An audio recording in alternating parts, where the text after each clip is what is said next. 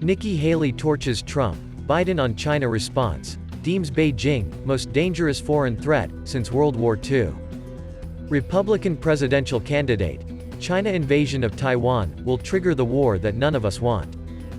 GOP presidential hopeful Nikki Haley outlined her foreign policy approach to counter Beijing in a hardline speech Tuesday, criticizing both former President Donald Trump and President Joe Biden before deeming China the most dangerous foreign threat we've faced since the Second World War. The Communist Party's endgame is clear. China is preparing its people for war. President Xi Jinping has openly said it, Haley said, addressing the American Enterprise Institute in Washington, D.C. We should take him at his word and act accordingly. Instead, President Biden continues to dither. His action makes conflict more likely. We must act now to keep the peace and prevent war. And we need a leader who will rally our people to meet this threat, on every front. Haley argued that the U.S. must rally more nations to its side by deepening military ties with Japan, South Korea and Australia, and by forging stronger bonds with India and the Philippines. And we must finally get Europe to recognize that China threatens it as much as us. European countries are even further behind than we are in recognizing the Chinese threat. It's time to shake them from their slumber, she said. We need a united front across the world. And one U.S. partner is especially important.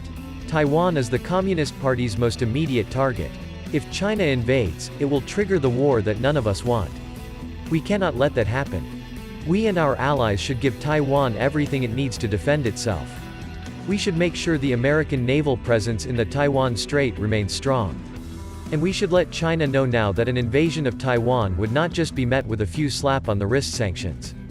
It would mean a full-blown economic decoupling that would massively damage China, Haley said, putting herself in direct contrast with Treasury Secretary Janet Yellen, who testified earlier this month that decoupling with China would be a big mistake for the U.S. Meanwhile, Secretary of State Antony Blinken, after meeting with Chinese President Xi Jinping in Beijing last week, reiterated to reporters that the United States does not support Taiwanese independence. Haley categorized the trip as a gold-plated invitation for more Chinese aggression, not less. First, China scolded us. Then President Xi pronounced it a good meeting.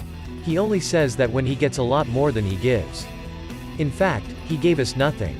Joe Biden has 18 more months in office. Mark my words. He's going to keep ignoring the Chinese threat. We'll have wasted 4 more years. We're falling behind. But China is moving forward, faster than ever.